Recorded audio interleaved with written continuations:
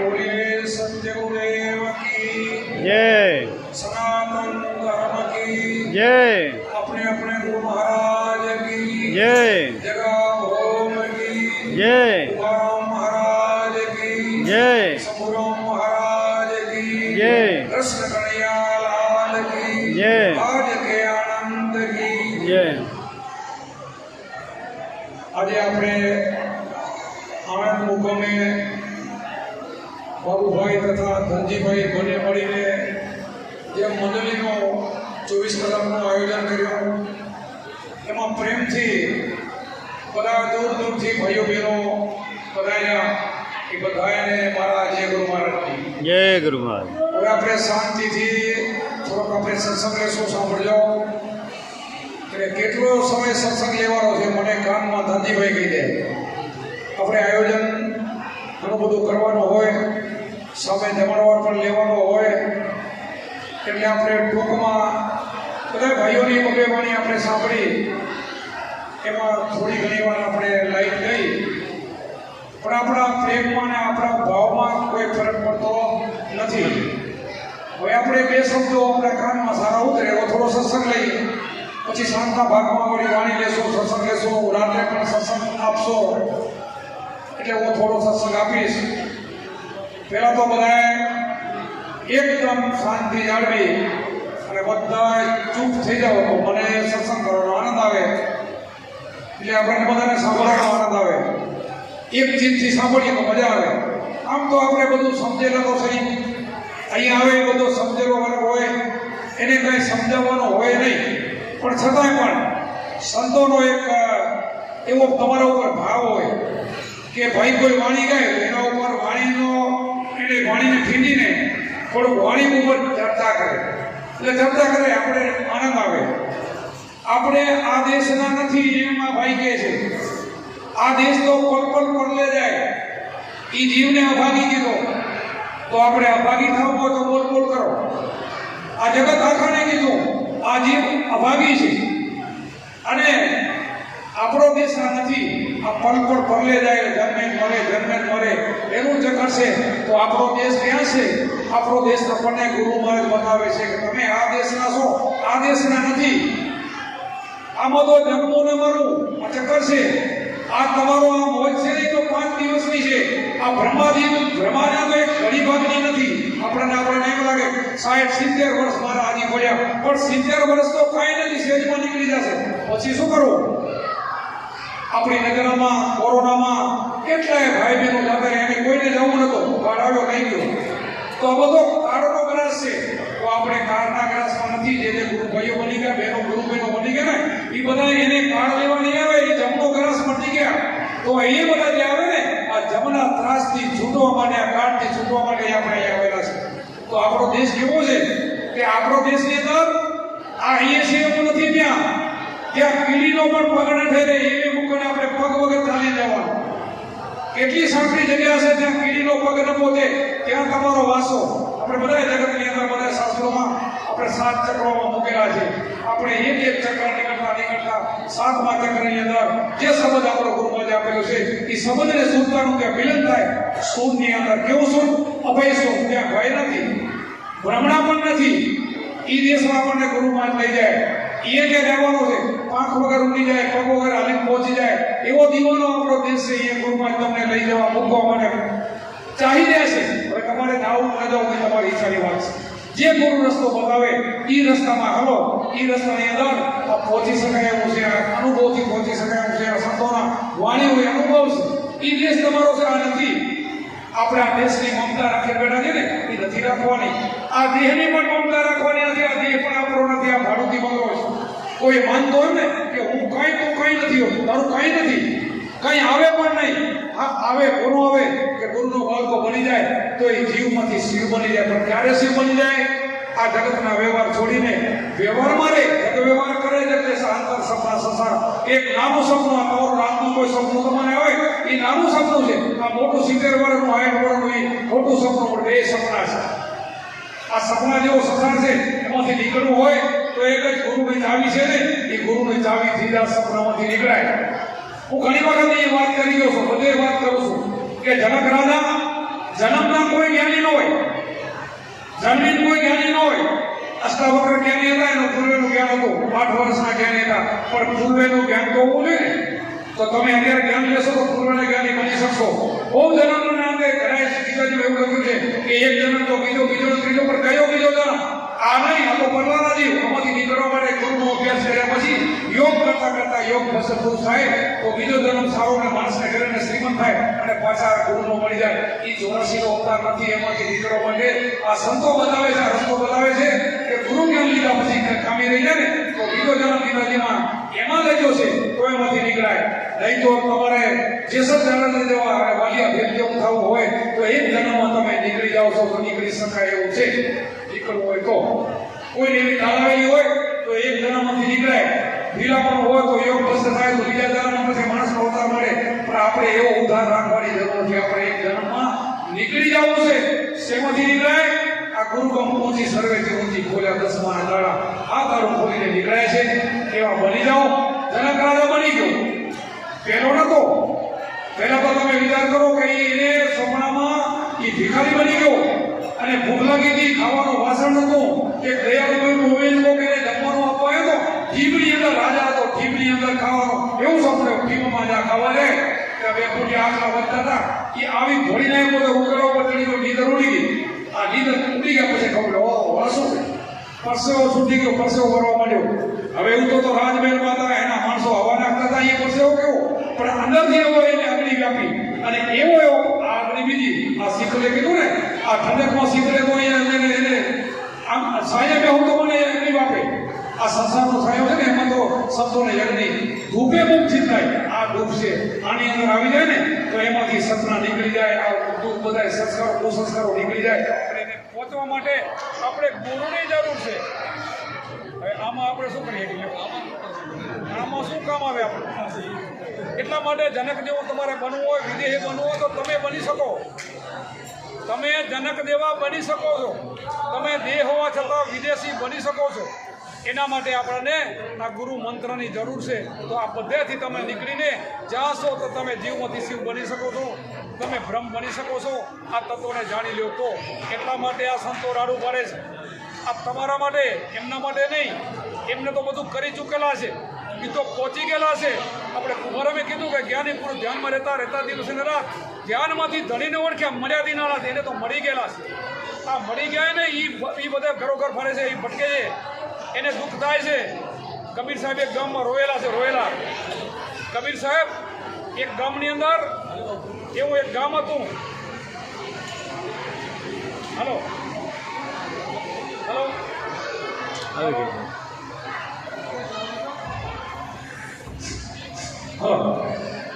કબીર સાહેબ જેવા સંત હતા ને એક ગામ એવું હતું, નાસ્તિક ગામ હતું ને એમાં રોયા. અમારા પ્રભુ બધાને જો નારાયણ ઓમ નમો નારાયણ નમો નારાયણ. સાંઈરામ બાબુ બોલાવો.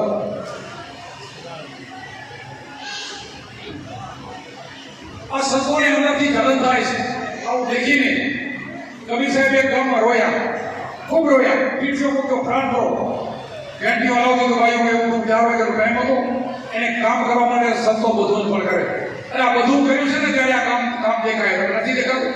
આ કામ દેખાય ને સંતો રોયા છે, એને દુઃખ થાય. રોયા એટલે અંદરમાં દુઃખ થાય છે. લુગરો કોઈ બી દેખાય ને અવળે રસ્તે જતો ને સંતને બહુ દુઃખ થાય. શું કહીને લેવું નથી. સંતો દુઃખ શું પણ થાય કે હમણાં જશે, કાળ કોળીઓ બની જશે, હમણાં 84માં જશે, પછી શું કરવું? 84 લાખ યોનીમાં જીવને ભટકવું પડે ને એનું સંતોને દુઃખ થાય છે. એટલે કબીર સાહેબ રોયા. ટીચર મોટો આખા ગામમાંથી બધા દોડી ગયા, બહેનો ભાઈઓ બધા બહાર. નાનકડું ગામ હતું. કબીર સાહેબ કીધું કે શું કામ રોવો છો? તો કે તમારી આ જંગી દેખે કે દિયા કબીરા રોય દો પાટણ કે બીચમાં બાકી ના રહો. કોઈ આ બધા પીસાઈ જાય ને એનો મને રોગો આવે.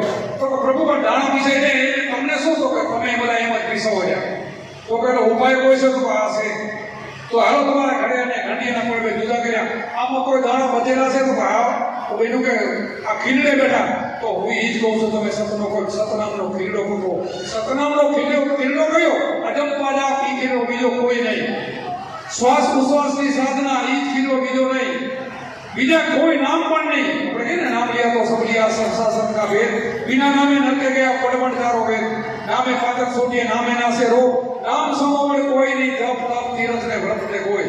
પછી ત્રીજી કડીમાં કીધું કોટિકાના સંસારમાંથી મુક્તિ ન હોય આદિ નામ ગુપ્ત એ જાણે વેલા હોય આ આદિ નામ છે કિરલોને પકડી લો તો લખ ચોરાસી તમે છૂટશો નકે તો બધું દુઃખનો દુઃખ છે કોઈ સુખ ક્યાંય સુખ નથી સંસારમાં ક્યાંય સુખ નથી સંસારમાં ઘણું સુખ કોઈ જોયું નથી જોયું છે ઘણું પરમાત્માને જે જાણી લીધો છે ને એને ઘણું ગાયું છે કે સંસારમાં એને જેને હરિની ઠંડા એને સુખ જોયું એને સુખ દેખાય એને બધા ઘટોઘટ રામ દેખાય જે ઘટો દેખે એમાં પરમાત્મા દેખાય એને આનંદ ઘડી એટલે ભજવા આવે આનંદ ઘડી એને આનંદ જ છે એને બધી ઘડી આનંદ છે રાત દિવસ આનંદ છે જાગે તો આનંદ સુવે તો આનંદ બેઠો હોય તો આનંદ કાંઈ કામ ધંધો કરતો હોય તો આનંદ પણ એ આનંદ ઘરમાં આપણને કોણ સમજાવે આનંદ ઘર કહ્યું છે બાકીનો આનંદ તો ક્ષણિક આનંદ છે એમાં સુખ નથી ક્ષણિક આનંદ હમણાં લાઈટ જતી તો બધાને મોઢ ઉડી ગયા કોઈને પરસેવા હવા નાખતા હતા એ મોઢ ઉડી જાય અને સંતોને એમાં પણ મૂડ નથી ઉઠતો એને ખબર છે કે આ ઘડી કેટલી વાર આપણે હમણાં નાના હતા યુવાન થઈ ગયા યુવાનમાંથી બેઠા થઈ ગયા કેટલી વાર બુઢા થઈ ગયા કાંઈ સમાજને પસાર થતા તો 2 કલાકની કેટલી વાર લાગે આપણે ઓલી સાંજે લાઈટ તો આવે પણ આપણને થોડીક ગાડી મોડી આવે તો એ આપણો પરસેવો છૂટી જાય ક્યારે પહોંચવાનો તો કલાક મોડું થઈ ગયું કોઈ માન અપમાન થોડું થાય તો પરસેવો વળી જાય મારું અપમાન કર્યું જરાક સુખ દુઃખ થાય થોડું ખાવા પીવામાં એવું આવી જાય ઘરમાં પણ જરાક ધંધામાં થોડું માઠું આવી જાય એમાં માણસને કેમ ને કેમ થઈ જાય એકબીજાને બટકા ભરવા મળી જાય આ સુખ નથી સુખ તો આપણો અખંડ સુખ છે શ્વાસક સુખ છે એ ગુરુનો ઉપદેશ છે શબ્દ છે એને જાણી લે ને એને અખંડ આનંદ છે અખંડ સુખમાં જવા માટે આ વાણી એમના ભાઈએ ગાઈ હતી એ દેશ આપણો છે આપણે એ દેશથી આવ્યા છે ને ક્યાં જવાનું એ ઘરના આપણે છે અમાયા દૂર છે આપણા ધામમાં ચડી સુધા આસમાન ફેરવી બ્રહ્મ અમારા ધામમાં આપણે ક્યાંથી આવ્યા ક્યાં જવાનું છે આ આવું બધું સંતો આપણને બતાવે છે આના આમ તો જવું નથી ક્યાંય આવું નથી એવો છે આવ્યો નથી જાયો નથી કોઈ એવો છે પરમાત્મા પણ એ બતાવે કોણ આપણે નથી સમજાવે કોણ આપણે અત્યારે અહીંયા આ 4 દિવાલમાં બેઠા છે અને આ જે હોલનું નામ હોય ને એનું નામ હોલનું છે આપણે ક્યાં બેઠા કા હોલમાં બેઠા પણ આ હોલના દિવાલનું જો ખસેડી દે એની જગ્યાએ બોલતા હો તો ક્યાં બેઠા બહાર બેઠા આ એવો ખેલ છે એ આવતો નથી જાતો નથી આ 4 દિવાલમાં તમે બંધાઈ ગયા છો ને તમે તમારો પરિવારો જેમ ઝારખંડ પોતે ફસાય તમારા બંધન તમે જોડી લીધું છે તમે બંધનથી મુક્ત છો પણ આવું કોણ સમજાવે તો સમજાવે તો તમે બંધનમાં નથી અત્યારે મુક્ત છો તમે આ ગુરુજીના નામની ભક્તિ દેવામાં તો મુક્તિ કરવાનું બરાબરની ઘડી મને બહુ યાદ આવે તમે મુક્ત જ છો પણ તમે પોતાની રીતે ફસાઈ ગયા છો ઘણી વખત હું એક વખત એક વાત દર્શકોને વાત આવે એક સિંહને પાંજરામાં પૂરવામાં આવ્યો પછી બહુ મોટો થયો અને ઉંમર એની થઈ ગઈ કોઈ કીધું કે આ સિંહ બીમાર છે અને આને છોડી મૂકો જંગલમાં એને છોડી મૂક્યો છોડીને ઘોડો મોટો હતો થાકેલો મોટી ઉંમર થઈ ગઈ શક્તિ ઘટે ગયેલી ઘોડ નીચે બેઠો એ બેઠો તો 2 કલાકની અંદર કોળીવાળાએ ઝાડ કરીને કોળીવાળાના ઝાડ આ ખોલીને જોયું તો કોળીવાળાના ઝાડમાં એમ થયું કે હું તો પાંજરામાં પુરાઈ ગયું હવે આ પાંજરો હતો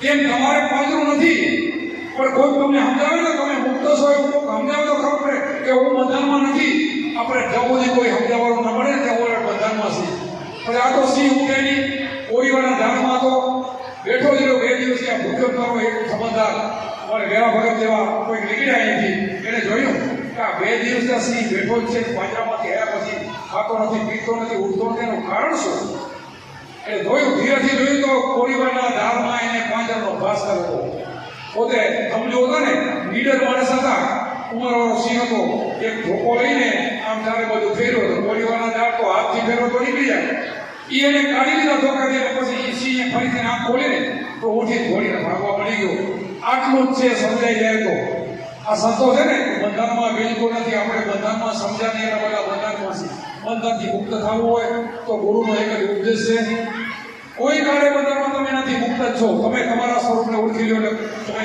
શીખાડા છો તમારા સ્વરૂપને ઓળખવાનું છે હું જાતિ ભાતિમાં જાઉં ત્યાં સુધી બંધનમાં છું હું કાળો ગોરો આવો છો તેવો હું શક્તિવાળો બળવાન છું પૈસાવાળો ત્યાં સુધી તમે બંધનમાં છો જાતિ ભેદમાં છો ત્યાં સુધી બંધનમાં છો અજાતિ બની જાઓ જેમ આપણે અજાતિ વિજાતિનો આપણે પાનભાઈ ગંગા સમિતિ વાણીમાં ભેદ બનાવ્યો છે એ જવા માટે ગુરુ એ પહોંચાડવા માટે આ બધી જ રાડો એટલા માટે પાડે છે અને તમે બધા જઈ શકો છો આ આગળ હજારો સંતો નીકળી ગયા તમે નીકળી શકો બધા સંસારી હતા કોઈ રાજા પણ હતા જનક રાજા હતા જનકની આપણે રાજની વાત કરતા હતા કેટલાય હજારો ઋષિ મુનિઓને ભક્તોને જેલમાં પૂરી દીધા એ સપના માનેથી અને 8 વર્ષનો છોકરો આવીને એના પિતાશ્રીને બધા બ્રહ્મદેવોને જેલમાંથી મુક્ત કર્યા અને એની સભામાંથી એ આવીને એને બધાને મુક્ત કર્યા ક્યારે મુક્ત થયા ક્યારે જનકને સમજાણું એ બધા સભામાં શાંત બેઠા હતા અને પોતે હસ્તવક્ર આવ્યા અને ઉપર પગ દઈને પડી ગયા અને ખખડાટ ઓલા હસ્યા.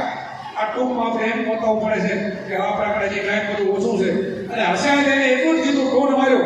હવે તેજીને ટક્કર હોય જનક રાજા એવો જ્ઞાની તો હતો કે હું ચમાડશું ને તારા બધી સભામાં તમારે ચામડું જોવો, તમે દાંત કાઢો પડી ગયો, હસ્તવક્ર પડી ગયા, એમાં દાંત કાઢ્યા એટલે કીધું તમે બધા ચવારોની સભા છો, તમે ચામડું જોવાનો છો. એમાં એટલે જ્ઞાન થઈ ગયું, હસ્તવક્રને ગુરુ બનાવ્યા. પછી એને કેવો બનાવી દીધો વિદેહી દેહ હોવા છતાં. તો શું જનક વિદેહી છે તમે નથી? એ જ્ઞાન તમને નથી તો સુધી તમે નથી ને કે તમે પણ છો. દેહ તમારો નથી તો તમે વિદેહી છો. આત્મા છે ને વિદેહી છે, આત્મા જન્મતો નથી. આપણને બધાને ખબર છે કે ગુરુ પૂર્ણિમાનો દિવસ હતો અને ગુરુ દુર્વાસાને જમાડવા ગોપીઓને જવું હતું. કૃષ્ણ ભગવાને કીધું કે યમુનાજી ભરપૂર આવે છે, અમારામાંથી કઈ રીતે જવું? તો કે કૃષ્ણ ભગવાન કે તમે કહી દીધો કે કૃષ્ણ ભગવાન 1600 રાણી હોવા છતાં બ્રહ્મચારી છે. તો એવું કીધા પહેલે જે સસેવાળા હતા બધા નામ કાઢવા માંડ્યા કે આ કેવા બ્રહ્મચારી, આટલી બધી રાણીઓ, આટલા બધા સંતાનોના બ્રહ્મચારી. છતાં અમુક બહેનો સમજદાર હતા, ગુરુ જ્ઞાની હતા, એને ભગવાન માનતા હતા કે કે બોલે બધું સત્ય હોય, આપણે બોલવામાં શું જાય? આંખ બંધ કરીને હાથ જોડીને ગંગાબાઈ મૈયા આપણે જમના મૈયાને કીધું, જમનાજી તમારા ગુરુને મારે જમાડવા જવા છે ને જગ્યા આપો. તરત જગ્યા આપી દીધી એટલે બધાના સંશયો દૂર થઈ ગયા. પણ તોય સંશય કે આ શું હોય, આ કારણ શું? દુર્વાસા ઋષિને જમાડ્યા, બધી ગોપીઓના બધાના થાળ જમીને વળતા વળ્યા. તો જમનાજી તો મરી પછી ભરપૂર હાલતા હતા, પાછું જવું હતું.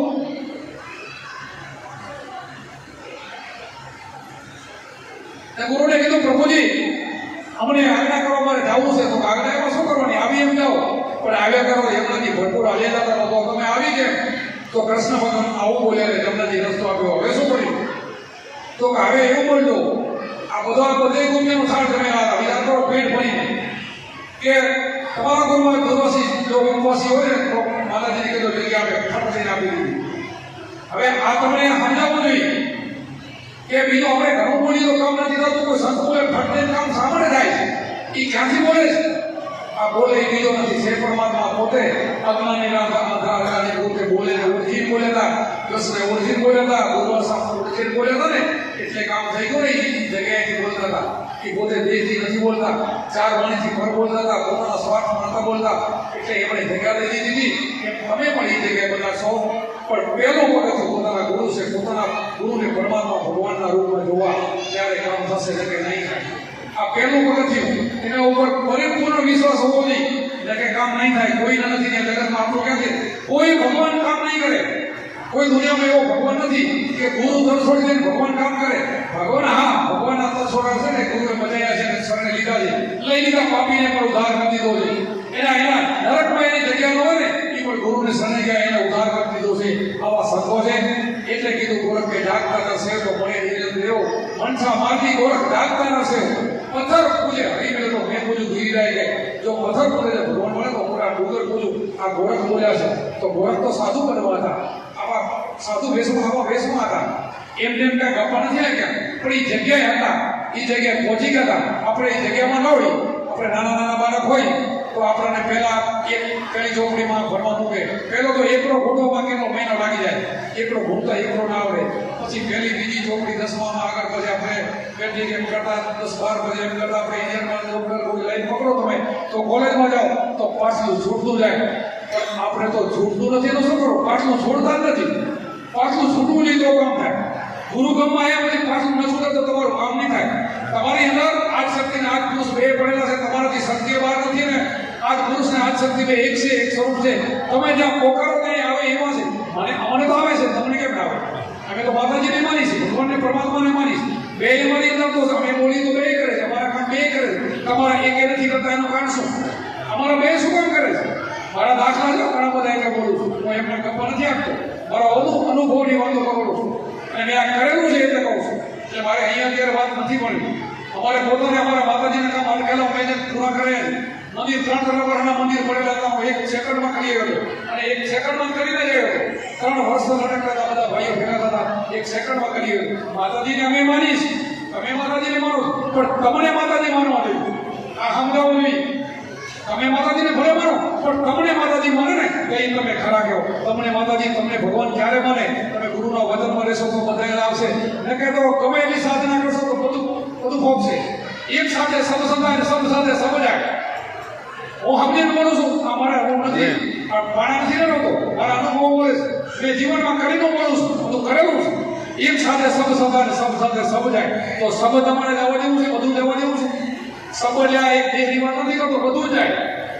એકની સાધના કરવાથી બધું, અને એક એવો એ એકના બધા જ જે પ્રેરકનું પૂજન કરે એવો એક પરમાત્મા એવો છે કે દેવીને દેવતા પીરને પૈગંબર સરે અલગ નિભાયા. એવો દેવીને દેવતા પીરને પૈગંબર સરે અલગ નિભાયા. તો અલગ તો તમારા ઘરમાં બેઠો છે, નિરંજન તમારા ઘરમાં બેઠો છે, અજન્મા તમારા ઘરમાં બેઠો છે, આ આનંદ ઘર તમારા ઘરમાં પડ્યું છે. એવો પરમાત્મા તમારા ઘરમાં બોલી રહ્યો છે. અહીંયા પહોંચવા માટે ધ્યાનથી પ્રેમથી ગુરુના વચન કરીને ભજન કરો, સ્મરણ કરો. તમે બોલો એમ થાય, તમે ધારો એમ થાય. એ જગ્યાએ તમે સત્તાવાન છો, તમે રાજાના રાજા છો, એવી ખુરશી તમારી છે. હજાર અમર અવિનાશી પદને પામી જાઓ. એ મરે નહીં, ધર્મે નહીં, હજાર અમર એવો અવિનાશી પદ છે. એ તમારું પદ છે. પણ સ્વયંને ઓળખો, તમે તમને ઓળખો. પણ તમને ઓળખો ન કહો તમે વળી દેહને મારો. દેહની વાત નથી કરતો. દેહ તો એ તો 9મી નહીં 10મી ખડકી એના ઉપર ત્યાં ત્યાં સુધી ખડકી એને તો બાજ કરવાની. આપણા સંતોને બાજ કરી શેખાથી નીકળી ગયા છે. નીકળવા માટે આ રસ્તો. આપણે કોઈને ખંડન નથી કરવાનો.